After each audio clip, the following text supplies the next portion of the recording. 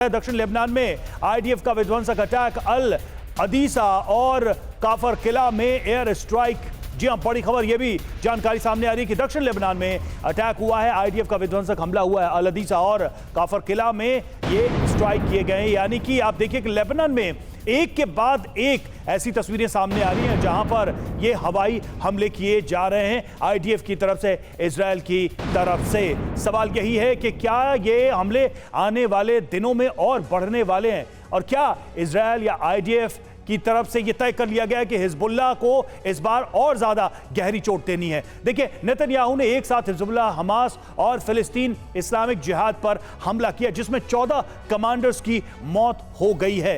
एक साथ ये हमले किए गए। सिंह सर, बेसिक सवाल यहां पर यही है, क्या ईरान प्रोवोक कर रहा है इजरायल को और ज्यादा, या फिर ये जो फ्रेश हमले हुए हैं ये लेबनान के अंदर बॉर्डर में, ये जो आईडीएफ ने एयर स्ट्राइक किए, बड़ा नुकसान पहुंचा है, ये कोई प्रोवोकेशन है ईरान के लिए?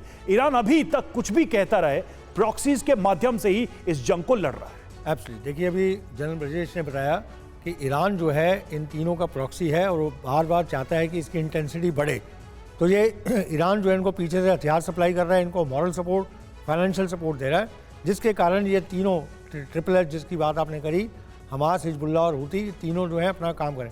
जो मेन मकसद है इसमें ये फिर से वही है कि ईरान नहीं चाहता कि इजराइल किसी भी तरह से स्टेबल हो पाए, और इसके इजराइल को उलझाए रखने के लिए जब इजराइल ने देखा कि अब पूरा हमास पर एक तरह से खात्मा होने वाला है, तो उसने एक नया फ्रंट उनके लिए पूरा खोल दिया है, जिसके कारण उनकी जो इजराइल की फोर्सेज हैं वो डाइवर्ट हो गई हैं। लेकिन ये इनको शायद ये मालूम नहीं है कि इजराइल जो है बड़े समय से इसके ऊपर इंटेलिजेंस इकट्ठी कर रहा था। लेकिन अगर हिजबुल्लाह को भी बहुत डीपली डैमेज करता है इजरायल, तो कहीं ना कहीं ईरान की क्रेडिबिलिटी पर भी तो सवाल उठेगा कि जिनको वो बैक कर रहा है उन्हीं का संहार हो रहा है। देखिए, इन स्कर्मिशेस ऑफ वॉर में या इसको जो भी आप बोलें, इसमें एक क्रेडिबिलिटी की बात अब नहीं है।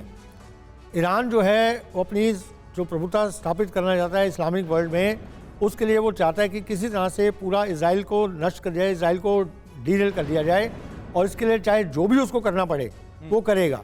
इसमें एक जगह हार होती है तो दूसरा फ्रंट खोलता है, दूसरी हार तो तीसरा फ्रंट, वैसे देखा उसने तीनों एक साथ लगा रखे हैं। हूती जो है मेडिटेरियन सी में बार बार जो है हमले कर रहा है शिप्स पर, और बाकी हिजबुल्लाह और हमास ये दोनों हैं इजराइल के अगेंस्ट कर रहे हैं, तो ये तीनों फ्रंट खुले हुए हैं।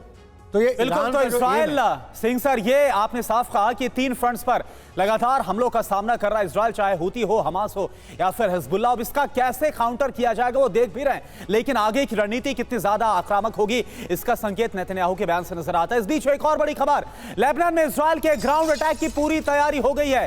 किरवियाती आर्मर्ड ब्रिगेड ने सिमुलेशन अटैक की तैयारी की है। बड़े जमीनी हमले के लिए पैरा ट्रूपर्स ब्रिगेड को तैयार किया गया है।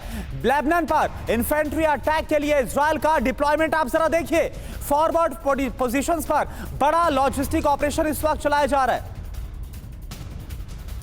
बिल्कुल, तो देखिए ये एक बड़ी तैयारी नजर आ रही है। सवाल यही है कि ये जब हमले होंगे उसके बाद हिजबुल्लाह की तरफ से, ईरान की तरफ से क्या प्रतिक्रियाएं आएंगी। जैसा कि सिंह सर कह रहे थे कि ये फ्रंट्स जो खुले हैं ये इजरायल को और ज्यादा इंगेज करने की कोशिश है, लेकिन क्या ये इंगेजमेंट खुद ईरान या हिजबुल्लाह पर भारी पड़ने वाला है? अब लेबनान में ग्राउंड ऑपरेशन, जी हां, आईडीएफ के किरयाती आर्मर्ड ब्रिगेड ने की है सिमुलेशन और अटैक एक्सरसाइज, और ग्राउंड ऑपरेशन के लिए तैयार है 226 पैराट्रूपर्स ब्रिगेड। जी हां, पैराट्रूपर्स की मदद से ये बड़े हमले की तैयारी की जा रही है। और ये भी जानकारी सामने आ रही है कि लेबनान पर इन्फेंट्री अटैक के लिए इजरायल का डिप्लॉयमेंट है, और उत्तरी इजरायल के पहाड़ी इलाकों में 2 हफ्ते की वॉर ड्रिल की गई। फॉरवर्ड पोजीशन पर कम्युनिकेशन, लॉजिस्टिक ऑपरेशन का भी अभ्यास किया गया। अभ्यास यानी कि अगले जंग की तैयारी है, ये सीधा सीधा संकेत है। निनाद सर, अब हम इसको समझने की कोशिश करें, अगर ऐसे कि ईरान ने जिस जिन्न को बोतल से निकाल दिया, अब वो खुद ही वो उसको अब बंद करने या वापस बोतल में भेजने की स्थिति में नहीं है। प्रोवोकेशन जितना बड़ा उतने बड़े नुकसान के लिए क्या हूती, हिजबुल्लाह, हमास, ईरान तैयार हैं? देखिए, मेरे को लगता नहीं कि इस बार इजराइल ने रिएक्ट किया है, इजराइल ने एक्ट किया है। इजराइल ने अपनी तरफ से अब बहुत बड़ा हमला करने का डिसीजन लिया है। नेतन्याहू का जो डोमेस्टिक सपोर्ट है वो भी थोड़ा कम हो रहा है, उनके पास वक्त कम है, इसलिए उनको अपना कॉन्सेंट्रेटेड अटैक करना पड़ेगा। मेरे को लगता है कि अंग्रेजी में जिसे कहते हैं you can run but you can not hide, आप भाग सकते हैं लेकिन आप छुप नहीं सकते। ये इजराइल का नया एक फॉर्मूला है। देखिए, हिजबुल्लाह से लड़ाई करना और हमास से लड़ाई करने में ज़मीन और आसमान का डिफरेंस है। हिजबुल्लाह एक सेमी स्टेट जैसा है, उसकी आर्मी और उसकी वेल ट्रेंड वेल ड्रिल्ड है, उसके पास शायद 40,000 से ज़्यादा रॉकेट हर हफ्ते आते हैं। तो हिजबुल्लाह के साथ लड़ाई करना, वो भी ग्राउंड अटैक ऑपरेशन करना थ्रू पैराट्रूप। सर, लेकिन क्या हिजबुल्लाह एक लास्ट कवर नहीं है ईरान के लिए?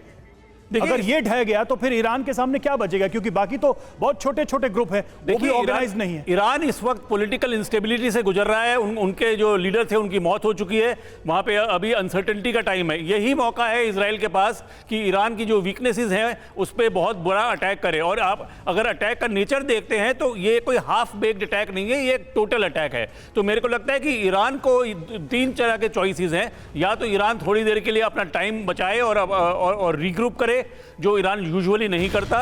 दूसरा, वो ज़्यादा प्रेशर बढ़ाए, कोई नया फ्रंट खोले, पर कोई और नया फ्रंट है ही नहीं इनके सिवाय। हूतीस थोड़ा बहुत इधर उधर कर सकते हैं, पर मुझे लगता है ठीक है रिनाज सेठ सर, और इस सवाल पर भी जवाब लिया जाएगा कि जब यह खबर हमने दिखाई कि अब तक का सबसे बड़ा हमला करने की तैयारी में इस वक्त है इजराइल हिजबुल्लाह के खिलाफ, तो क्या तमाम जो ग्रुप से कॉन्संट्रेट होंगे और एक बड़ा जंग, एक बड़ा युद्ध हम देखेंगे मिडिल ईस्ट